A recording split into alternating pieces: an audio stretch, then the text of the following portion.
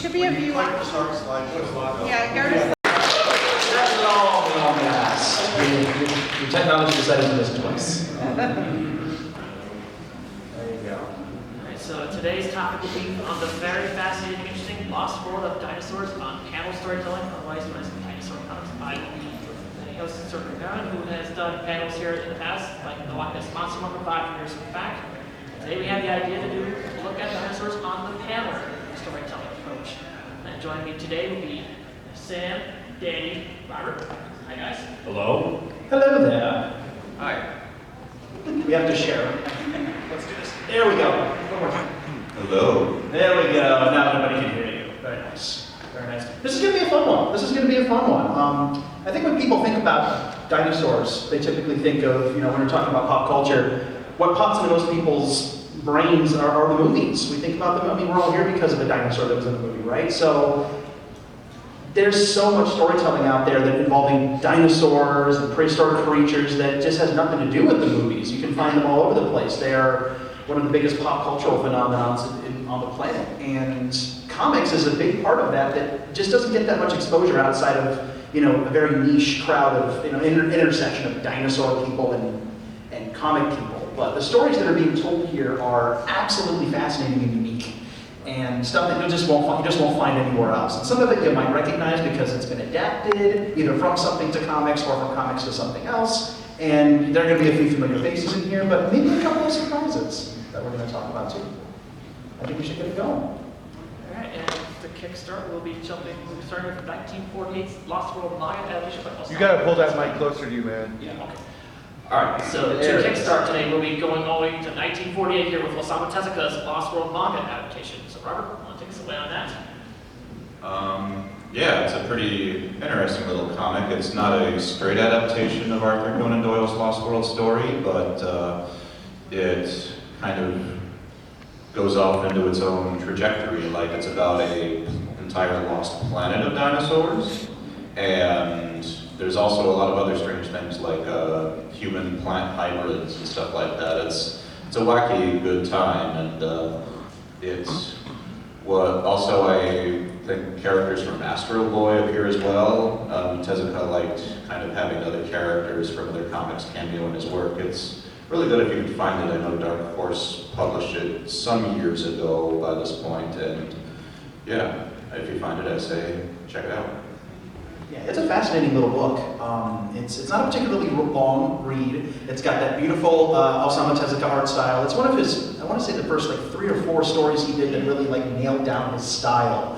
And again, despite the title and the fact that it has dinosaurs in it, it doesn't have a lot to do with Sir Arthur Conan Doyle's work or the silent film that inspired it, or anything like that. It does involve a whole planet. The lore is millions of years ago, part of Earth broke off and became its own planet, and it just kind of stayed prehistoric. And so they took the idea of a lost world, very literally, to a whole planet of dinosaurs, which you can't go wrong with an idea like a whole planet of dinosaurs. It's just cool. And there are influences from this thing that go all the way through Tezuka's work. It actually has some steampunk elements here and there if you look for it, which is kind of interesting. One of the earliest examples of something that would lead to something else cool later on. But yeah, it's an interesting one. It's an adaptation, but not really. It's cool. It's a cool one.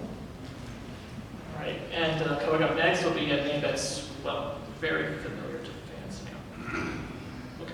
now. Okay, here we go. Point to sleep. All right, next up, this name should be very familiar to those who played these Bronco games back in the 90s. Turok. Yes, Turok goes back a lot farther than the video games. It goes all the way back to the 50s, during what could arguably be said is like the last gasp of the pulp heroes. You know what I mean? You could very easily put Turok into a group with Burroughs and the recognized Burroughs characters. He fits into that mold, and obviously he's very unique because he's Native American.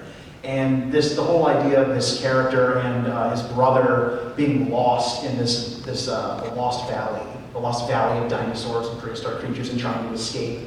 It was a really fascinating idea and a really fun, kind of unique spin on the Lost World concept. You're going to see a lot of that because at this point, the Lost World was still arguably the definitive dinosaur story on the planet. I mean, it had been adapted to film. It was well known. So the idea of going somewhere exotic and there are dinosaurs lost to time was still, I mean, King Kong, for crying out loud. You know, it's a big thing. And obviously, Turok: Son of Stone took off in a way that was unexpected. It actually went through multiple publishers over time and ended up running all the way into the 80s, 1982. And then it's gone through innumerable reboots over the years. There have been multiple comic runs, and then in the 90s, things kind of got kicked off with the video game adaptations, which was really, really fun. This will be a look at the next Turok run that was published by Valiant in the 1980s. And this was tied in with the video game. And this book is wild. It's time travel, it's got a cyborg pirate at one point. Like, it's crazy. And the dinosaurs are also augmented with technology in this book, which is kind of wild. So if you like the robo-dinosaurs, and let's face it, who doesn't? This is an interesting read. And it went, what, 48 issues? It went for a while. It ended up going quite a long ways. And it's definitely a fun one. It's definitely a fun one if you can track it down. This next one might be familiar to those who have watched Cadillacs and Dinosaurs. Yeah, good old Xenozoic.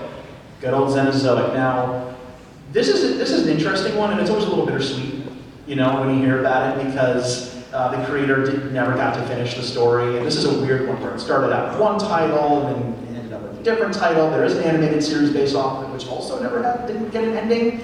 It's kind of a wild one. Robert, I know you're a big fan of this one. Oh yeah, the art is wonderful. You can just stare at it for hours and just find new things. I do know, even though he didn't finish the series, he is still working on a graphic novel set in that universe. So, and he also did a picture book called Storms at Sea, which really is awesome and may or may not be tangentially connected to Xenozoic. So, you know, he's still plugging away. It's good stuff. And for anybody who isn't familiar, it's kind of like Dino post-apocalypse.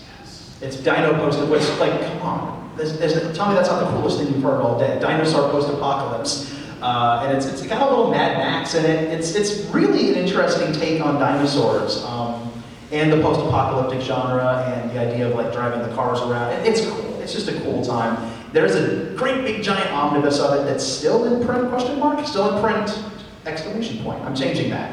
Yeah, it's still out there, and it's under the Xenozoic title. But you will find this book whether you type in Xenozoic Tales or Cadillacs and Dinosaurs, and this one gets a high recommendation from, I think, pretty much all of us. Absolutely. And next up, we have this one-off anthology comic called Carnosaur Carnage, which was published by Atomka in 1993. It has 4 stories in it, and some of the writers and illustrators include some pretty prominent names in the comic book industry. 5 stories, actually. 5. Yeah, 5 stories. 5 stories. Yeah, 5 stories. One of the artists was Walt Simonson, who's perhaps best known for his iconic Thor run in the late 70s and 80s. Otherwise, it looks like a pretty fun read, though I'm not the person who grabbed it, but it is widely available on eBay and other such websites. So coming up next will be some adaptations of Ray Bradbury stories from Topps. Bradbury is interesting because his word choice is so evocative. If you've ever sat down and read a Bradbury story, he's one of those writers where you can just see it in your head so gorgeously. But they're ripe for, at least on the surface, you think they'd be ripe for adaptation. But Bradbury is kind of tricky to adapt, and out of the prose medium. It's kind of tricky to do. There have been a lot of attempts to do that kind of thing, but I think these books turned out pretty darn good. Great art too. I actually have the first one. That's cool. That's cool. Yeah, if I'm not mistaken, the adaptation of The Foghorn was illustrated by Wayne Barlow, and it's just stunning. Oh, that's cool. Yeah, the plesiosaur just looks great, and the purples are very evocative. It's really well done. That's the big thing you're going to be hearing us talk about a lot here, are the visuals. I mean, the comics are absolutely a visual medium, and if you're going to depict a dinosaur, then you're going to want to get a good artist on board to give it a unique spin, maybe make it feel a little familiar, but also a little fresh. And as we go on, you're going to see some of the same dinosaurs represented in a myriad of different ways based on who's drawing them and what the story is. And it's just fascinating to see how many different brains can come up with how many different interpretations of one dinosaur in all these stories. It's a cool time. Coming up next will be our first appearance of the Jurassic Park series here from Topps, the iconic Raptor trilogy. Yeah, so this is kind of a fascinating one because it could be argued that this is, well, maybe not the first, but one of the first attempts to continue the story of the original Jurassic Park film. Long before The Lost World came out and before, or around the same time, some of the video games tried to continue the story. This is kind of an interesting one. It's like the Lost Jurassic Park sequel that you've never heard of.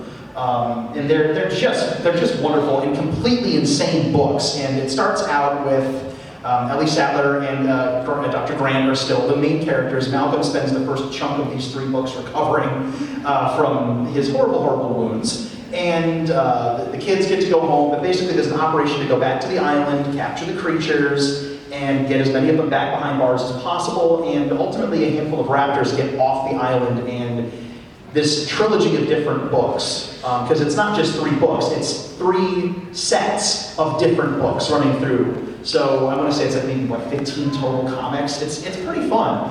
And there's a lot of interesting stuff in there. Malcolm does eventually come back in. The raptors end up in Colombia where they're being trained for like military stuff, because of course they're being trained for military stuff. Oh my gosh, I think the craziest thing about this is that Muldoon just kind of pops up alive. He's fine. He's like, he's okay. He just shows up and everyone's like, bro, you literally died. The clever girl, you remember that? You're dead. Why are you here? And he's like, I raised those raptors. I know better. Cool. Okay. Thanks for the explanation, bro. Like, and he's fine. and he lives through the book. There are airplane crashes and espionage and mad science and 3 raptors. Oh my gosh, Celia, Betty, and Alf are the names of the raptors. This book is insane. This book is insane. But it's a fun read. The Topps crew went absolutely hog wild with these books.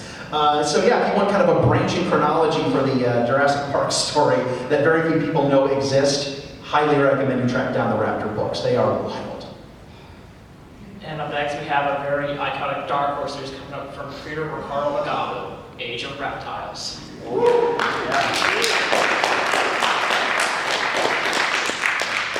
Ricardo Legado was the man.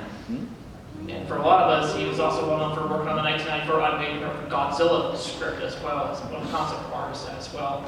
This is where he got his major big start in comics as a whole. And this series was one of the first to pioneer pantomime storytelling in dinosaur stories. This is where the art literally is the story. There's no talking, there's no dialogue, no narration. The visuals convey the story completely through expression, body language, etc., and so forth.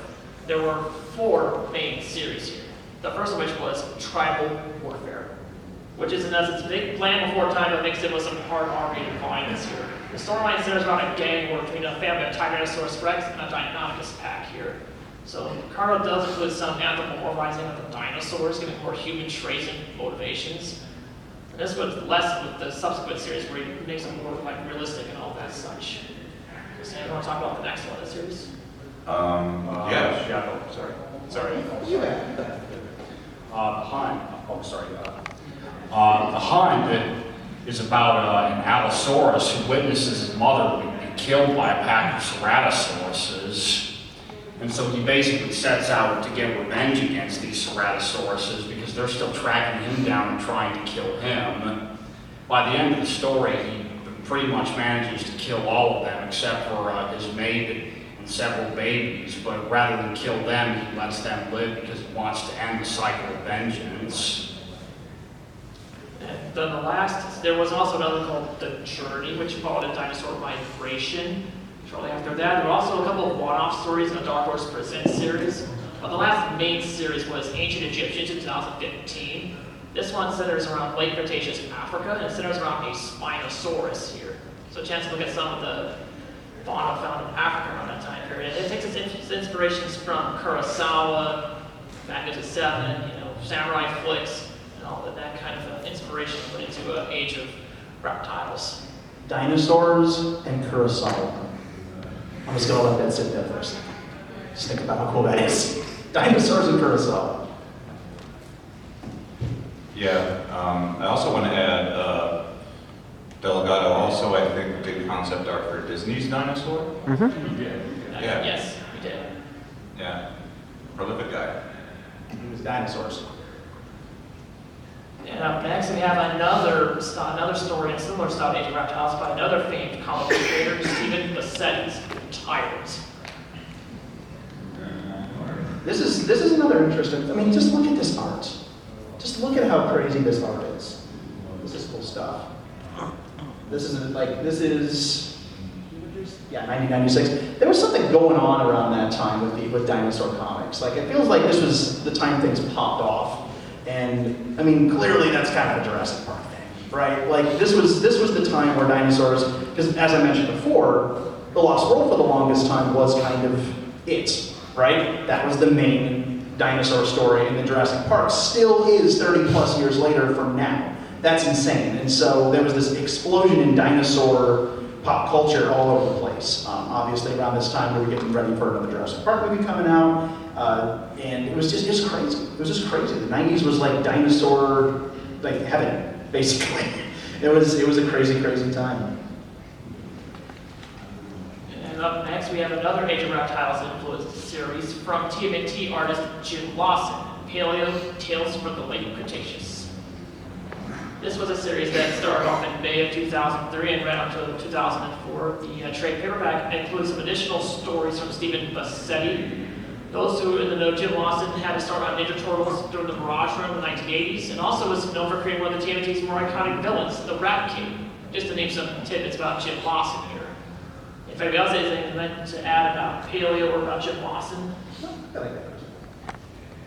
So these are basically like Age of Reptiles, but black and white, covering a greater variety of scenarios and such. And up next, we have a War of the Worlds, but with if the invaders were dinosaurs and not aliens per se. What a genius idea.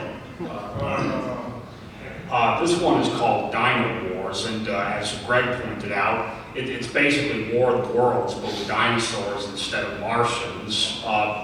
The story goes that millions of years ago, an intelligent race of dinosaurs, which called themselves the Triassians, actually managed to escape Earth in order to survive the coming ice age, and they took with them thousands of different species of dinosaurs.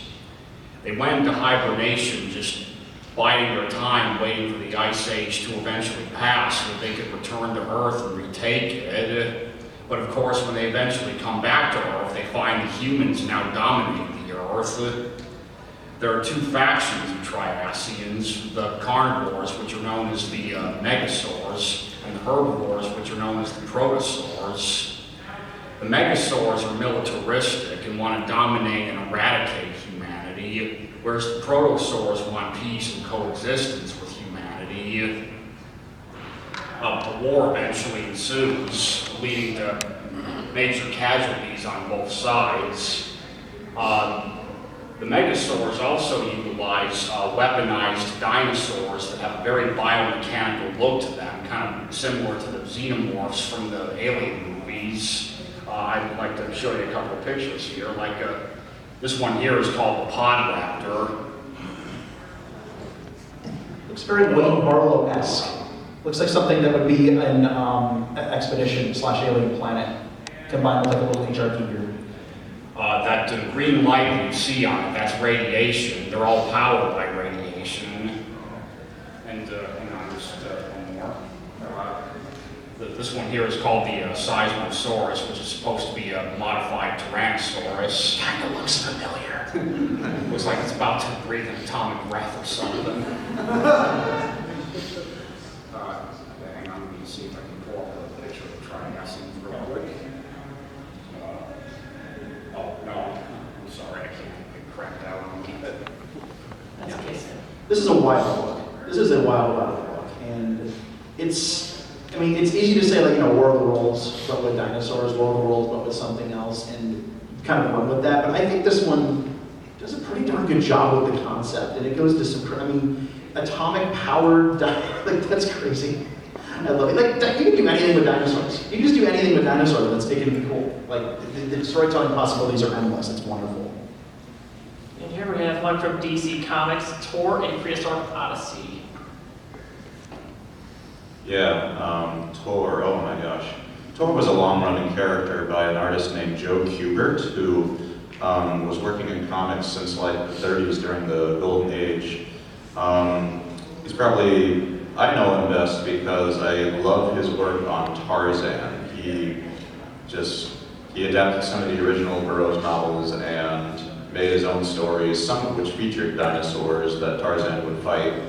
But Tor is like, especially Tor, A Prehistoric Odyssey, I would consider his magnum opus. Tor fought all kinds of creatures throughout the 6 issues, I want to say it was 6 issues of the comic. And especially in the final issue, he fights a Tyrannosaurus. He's a caveman exiled from his people, and he goes in search of some place to call home, and he finds a lost world where dinosaurs, as well as ape men, and all kinds of prehistoric creatures still exist.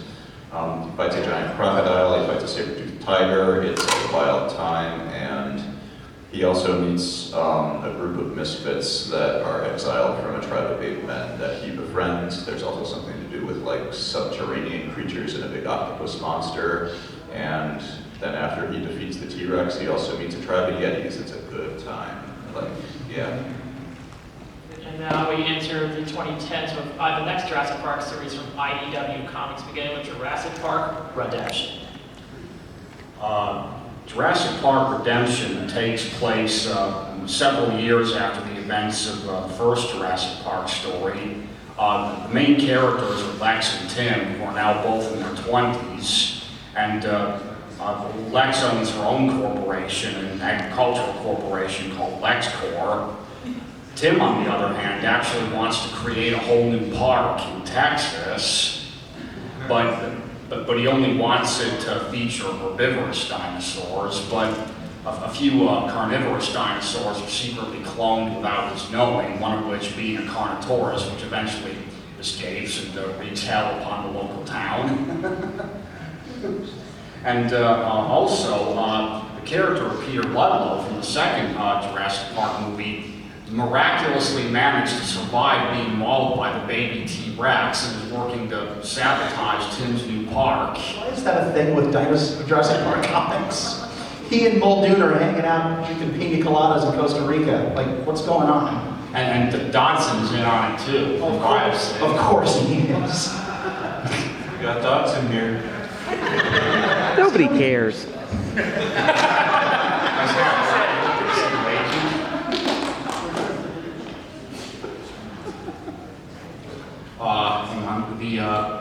The series eventually ends with Lex and Tim visiting the grave of their grandfather, John Hammond. An interesting little bit of trivia, there's a final fight scene at the end of the story between a Giganotosaurus, several raptors, and a mosasaur, very reminiscent to the fight scene between the Indominus Rex, the T-Rex, Blue, and the Mosasaurus in Jurassic World. And following that, there will be 2 more Jurassic World titles from IDW. This next one was written and illustrated by Marvel legend John Byrne. Jurassic Park, The Devils in the Desert. Yeah, hang on.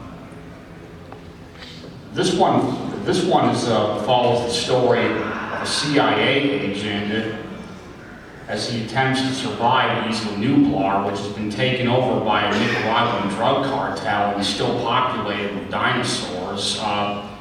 The raptors in these comic book series actually have feathers on them, making it the very first time we've seen feathered dinosaurs in the Jurassic Park franchise. That would have been the last series IDW did. Preceding that would be the Devils in the Desert storyline, which centers is also once again in Texas and follows a Texas sheriff who is investigating strange animal killings going on around this area. He discovers that there are more dinosaurs on the loose killing livestock. All that mischief and mayhem, of course. And as mentioned earlier, this was written and illustrated by John Byrne, famous for Fantastic Four, and also Man of Steel, Superman reboot in the 80s, following Crisis on Infinite Earths. And going from there, we go into this one-off from Grant Morrison, Dinosaurs vs. Aliens, which was optioned by Barry Sonnenfeld, director of Men in Black and the Addams Family movies of the 90s. It's a trip. I really love the art of Mukesh Singh. He really has really good detail, and yeah, if only they'd gotten to continue the series. It was kind of just a one-off. I think it was like a pitch. They wanted to do like a movie of it. Yeah. They wanted to do a movie.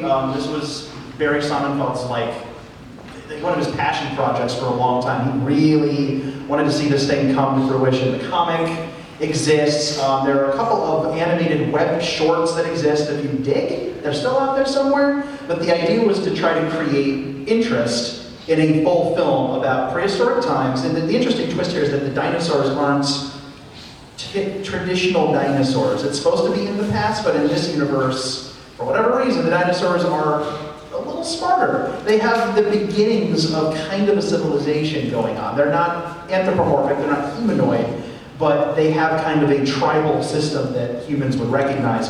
And then aliens show up, as per the title, and all kinds of crazy stuff goes down. And it was supposed to be like a franchise that wanted to get launched, and occasionally you'll still hear murmurings about it.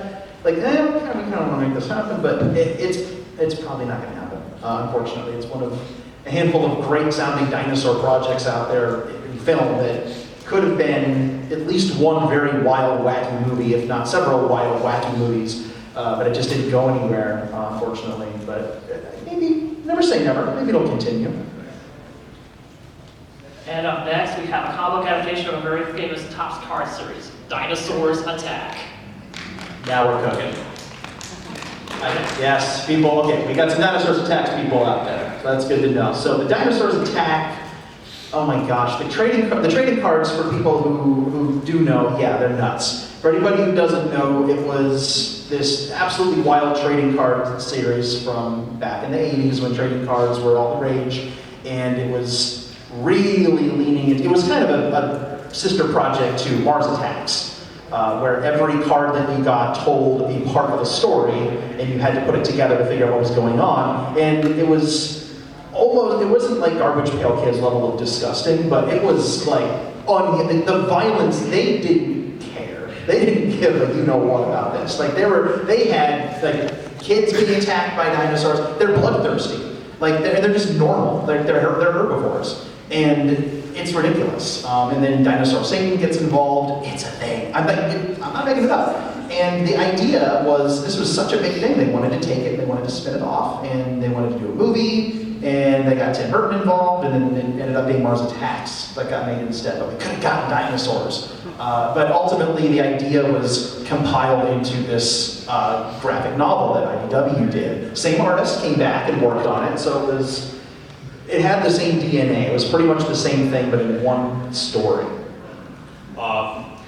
Several dinosaurs from movies actually appear in these comics and the cards too, like Godzilla, the Brachiosaurus, even Gurry the dinosaur makes an appearance in the comic. All unlicensed, so don't tell Toho. But they were little cameos. They were just fun little cameos. Some of the trading cards also had the Rhedosaur was in there. I know there's one we're missing. Was Kalanji in there hiding somewhere? I don't know about Reptilicus was in there. That's who it was. It was Reptilicus, the giant behemoth, and then a couple of very, definitely Godzilla homages as well. Yeah, that's right. Rodan and Garrus, if you look. And again, this was just a cameo. It wasn't licensed, but you could tell where they got their inspiration from. Yeah, even Gorgo made an appearance in there too. Yes. And next up, we have American Mythology Productions' first appearance on the list with an adaptation of The Land of Time Forgotten by Edgar Rice Burroughs. This is an interesting one. American mythology got the chance to dip into the Burroughs mythology, and it's kind of wild. They ended up doing more of these than I initially thought that they did. They ended up doing quite a few, but it was one of those books when I picked up the Land of Time Forgot and I read through it, I kept thinking, okay, where's the next one, where's the next one? And it just never materialized, but they're fun reads. The art is gorgeous and it's got that Burroughs feel to it. If you're into his Pellucidar stories and Tarzan and all that fun stuff, it captures that pretty well, I'd say. And up next, we watch Sci-Fi Channel monsters like Sharknado, Sharktopus, or Poseidon Rex. Volcanosaurus would be the next entry from American Mythology Productions here. This was only a 2-issue run from 2017 to 2018, written by S.A. Czech. Issue 1 was illustrated by Scotty Watson, and issue 2 was illustrated by Richard Fonk. The premise is literally, it's a B-movie, as it sounds like. You have mossy helens, which somehow has volcanic dinosaurs that breathe magma fire and just chomp on whoever gets in their way, unfortunately. Not much in the way of characters or anything like that, but if you like your B-movies like that, then this comic might just be for you. They should definitely make a movie of this. This is a Sci-Fi Channel movie waiting to happen. I cannot believe they haven't done this yet. Look at that art. Dear God, this is amazing. That's amazing. Yeah, the big T-Rex in the story is called the Volcanosaurus Rex. I think a couple of small raptor-like dinosaurs appear in it too. Yeah, there's even more where they think a Stegosaurus is going to be friendly and all of a sudden it just murders them on the spot. There are no good dinosaurs in this book. They're all just out to kill people. Just like Dinosaurs Attack. It's like you can either go the very happy, peaceful route with dinosaurs, or they can just be bloodthirsty murderers. And it's so funny. It's so funny. I mean, if you showed most of these books to an actual paleontologist, they'd probably have a conniption. And they'd have to go to the hospital, and it would not be a good time. But that's the fun thing about dinosaurs, right? Because they're so much at the intersection between fantasy and reality, right? They were real, but we don't know everything about them, and so we can infer all of this stuff. We learn new things all the time, but the fantasy aspect still allows us this wiggle room to turn them into volcanoes, I guess. I don't know. That's pretty cool. Yeah, breathing magma. Magma breathing volcano dinosaurs. My gosh, what a beautiful world this can be sometimes. And now we go into a more original, adaptation of ERB here called Pellucidar Across Savage Seas, which came out in 2021, written by the same writer from Land of Time Forgotten, by Wolford, but a new artist on this series. Yeah, more Pellucidar is always good. More Pellucidar is always good. It's one of those things where you gotta wonder why they haven't done more adaptations of this stuff, right? Like they're where are all the Burroughs stories? They're ripe for the picking. I mean, Robert, I know you love your Pellucidar. I sure do, Dan, I sure do. Yeah, Pellucidar has been explored in comics a lot. Usually through Tarzan. I know Russ Manning in the 70s did some really good Tarzan comic strips where they go to Pellucidar and the Mahars, the pterodactyls with telepathy, or plotting to take over, and as they do. Caroline Monroe knows that well. Yeah, and let me see. There's also Land of Time Forgot has also been explored, like Tarzan and the Land of Time Forgot in the Pool of Time by Russ Manning is a really good one, and also Tarzan fought Predator in Pellucidar. That was a good time too when the Mahars made an appearance there. And for next up, we start seeing more accurate dinosaurs here. So this next one is adapting a book series by one of my friends, Ethan Pettis. Jumping back to the Vietnam conflict, we have Primitive War here. There's only one issue out of this book currently. The second issue is actually in development right now, actually. This series will adapt the first novel in the series, Opiate Undertow. So the best way I can describe Primitive War to you guys is basically combine Oliver Stone's Platoon with Dino Crisis. Set during Vietnam, we have a platoon of Green Berets stranded in this Vulture Valley type of setting in Vietnam, and a team is sent to try to track them down. They find dinosaurs that are causing havoc. And there's a multitude of factions. You have the Soviets, the Viet Cong, and of course the dinosaurs. Illustrated here by my comic legend for Greece, Bob Cortes. And I'll have slides depicting all the different dinosaur designs for the first novel here, which will be mentioned in the comic over time here, of course, too. And this will be a great way to showcase the evolution of dinosaurs in media here. Because in earlier books, they're more stylized, but here, we actually took the pain to make them actually accurate anatomically, but still not with awesome designs and such. the series does not pull punches with some pretty heavy subject matter. PTSD, the effects of war, atrocities, mental illness. It covers a very broad spectrum of topics here in the book series. So you have very flawed but still relatable characters on all factions. And so we'll just go, these next slides will showcase some of the various dinosaurs that terrorize Vulture Valley here. Some of the more prominent ones I'll talk about real quick here, as we'll be here all day if I had to talk about them all. So on the next page here, we have the Quetzalcoatlus here.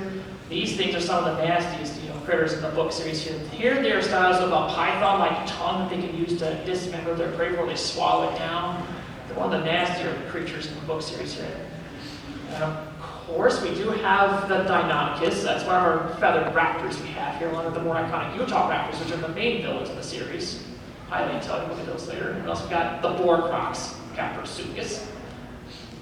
I love those things, by the way, Caprosuchus. Yeah, and even we had there Xenozoics before Jurassic World Dominion did it too. And almost some Pachycephalosaurs like Snake Moloch.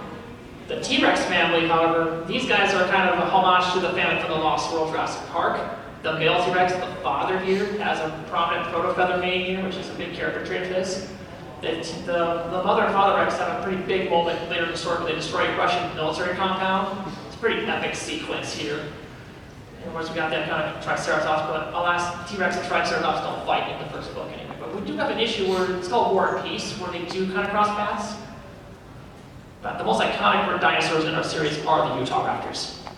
Highly intelligent, and with a whole variety of morphs, depending on geography and such. These are the jumbo variety here. Their leader is named Cyclops.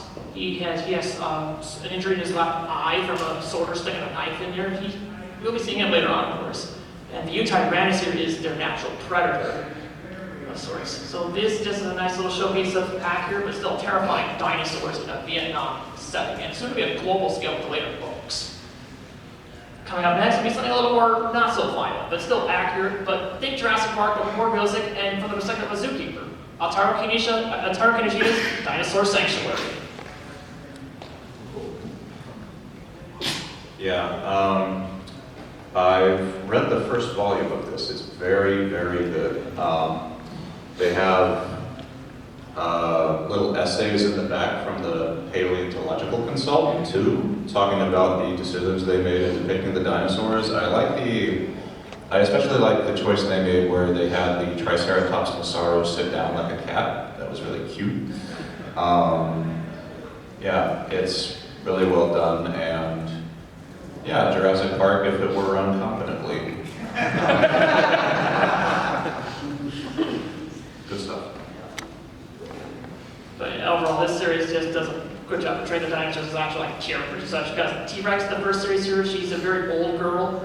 She has a hard time, fighting, getting food on, so they have to really take special good care of her and all that. She's almost 30 years old. They're near the typical maximum lifespan for an actual T-Rex. There's a Giga in this series that's actually kind of got stage fright and all that, so you would think a 8-ton car would get stage fright, but they can still have their quirks just like us people. And like any zoo animal you've seen, some of them have their quirks and such. This series does a good job of illustrating that too. And then to conclude this, we'll be showcasing Rex 2 Studios and Ted Recklin and the power of education in the realm of graphic novels and such. So this is the most recent book that Ted Recklin put out last month called T-Rex. It's a tie into the documentary movie of the same name that's playing at museums across the country. It might even be at the Field Museum here in town, actually. So if you have a chance to go see it, check it out. So basically, this is the culmination of the pantomime storytelling of Major Reptiles, but with narration that adds some educational value to it and all that. And these are only one example of his myriad books. And if you'd like to know where you can get these, you can get them from the website for Rex 2 Studios, or go to the Field Museum gift shop.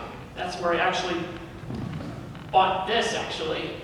All about Sue, the nation's most famous Tyrannosaurus. And Sue even has a mention in the T-Rex book too. We'll show some images from this too, actually, that shows Ted's composition and showing some iconic moments here, like T-Rex versus Triceratops. This is from the T-Rex graphic novel. It's one of my favorite things that Ted's done. And I haven't seen all this work, but I can say I just love this composition here. It's dynamic. You already know what it's all about. It's one of the most popular Paleo versus bouts in history. This next one's this one has Easter eggs galore here. This is a little film reel depicting all the different pop culture T-Rexes, or most of them from various movies and the such. Might be fun to try to guesstimate them all at some point, but some of these are, okay, this one here, that's Grumpy, Land of the Lost, got Scarface, Funhouse 90s, Planet of Dinosaurs, T-Rex, Carnosaur, Prehistoric Beast, the Tibbet, got Jurassic Park, Dino Riders, Walking with Dinosaurs, both King Kongs, Dinosaur Revolution, and so on. And then this will be the final slide where we start taking questions from the audience here. Just another just little cool panel show pieces of Ted's exceptional work here as an artist and also as an educator. He also covers modern animals too in some of his books. So yeah, check him out on his website, rexstudios.com. Follow him on Twitter, all that good stuff. So anyway, next up, we will now be taking questions from you guys.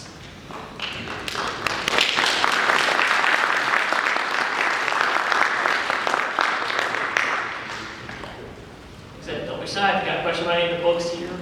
We got a hand up right here. All right. Yeah. Go right ahead, ma'am.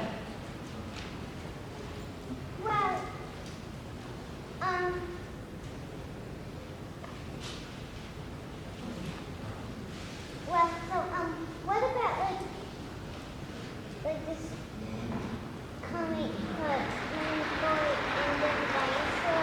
There's right now, there's also a TV show adaptation of that called Moon Devil Dinosaur. She was wondering why you skipped Moon Boy. Devil Dinosaur. Oh, Devil Dinosaur? Boy. Yeah. We'll leave there's an honorable mention here. Anyway, we have to be mindful of the time slot here, of course. But Devil Dinosaur, we'll give him a little honorable shout out here. That's one of Marvel's most iconic dinosaur characters.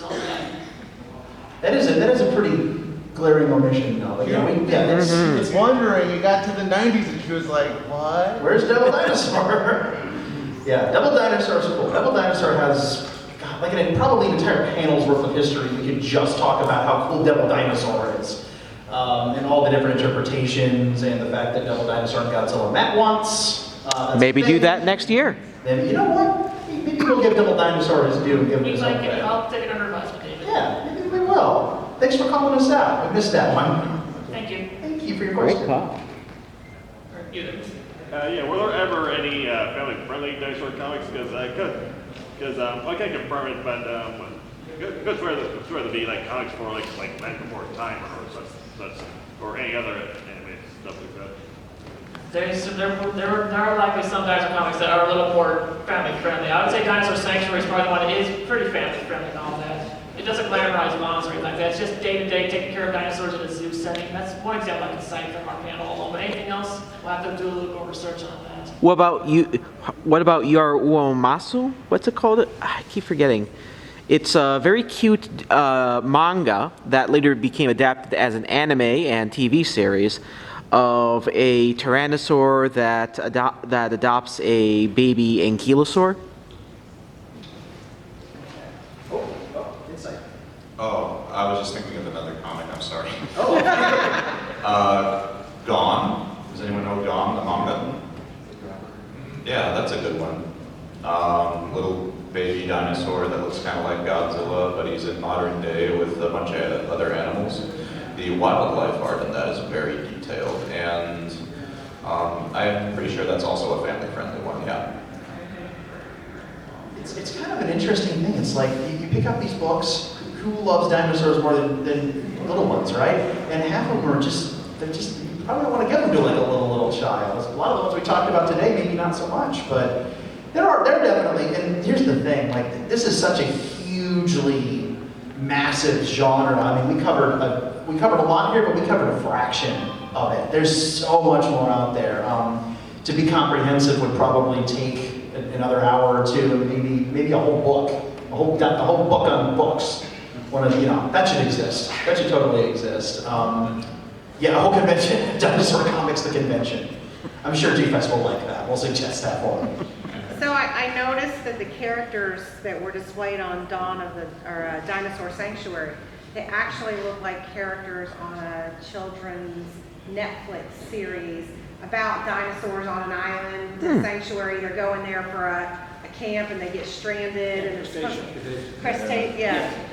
And, Camp Cretaceous. Yeah, Which is Jurassic Park. yeah, so but the characters on that dinosaur sanctuary look like some of the characters in that show. Coincidence? Yeah, exactly. I don't know. But that might be a way to branch your kid into Absolutely. the comics world. I'd say Camp Cretaceous, I love Camp Cretaceous. I think Camp Cretaceous is, it has a couple of intense moments that might be a little spooky for really, really little ones, but you know, I would say most grade schoolers and on up would love Camp Cretaceous, especially if they've seen at least the first Jurassic World film. That's a good one to get into. That's absolutely a good one to get into. We didn't even talk about all the Jurassic Park comics. There are so many. There are we covered some big ones, but there are a lot of them out there. We wouldn't have time to talk about. Certainly not. Certainly not. Yeah, we had to be selective of what we chose Yeah. for the panel. I wish, I mean, you know, sit here and talk about dinosaurs all day long. That would be cool. But there's just so much out there. There's so much. Hopefully some of these things inspired you to check these out and maybe find some other ones that that we didn't discuss here and maybe share them around. I mean, there's a lot of fun stuff. You can never have too many dinosaurs, right? Yeah, that's right. This is true. This is true. Anyone else before we wrap up? All right, I think I have time for maybe one or maybe two. All right, the gentleman with the ball cap back there. I was just going to say ball dinosaurs. I'm obsessed now. Let's do it. Streaming in the summer. Excellent. Excellent. Somebody call Mark Poloni a stat. We'll get somebody to make this movie. Sci-Fi Channel, you listening? You listening? Sharknado versus Volcanosaurus? Anyone? Come on. Let's make this That happen. would be great, wacky. Poseidon. That'll be there we go. We got a thumbs up over here. Thank you. I think it's a good idea. Now they're going to steal it from me because I put it out on the ether. Oops. Okay, one more. One more. I think I saw a hand back there a second ago. All right. There's a hand. There we go.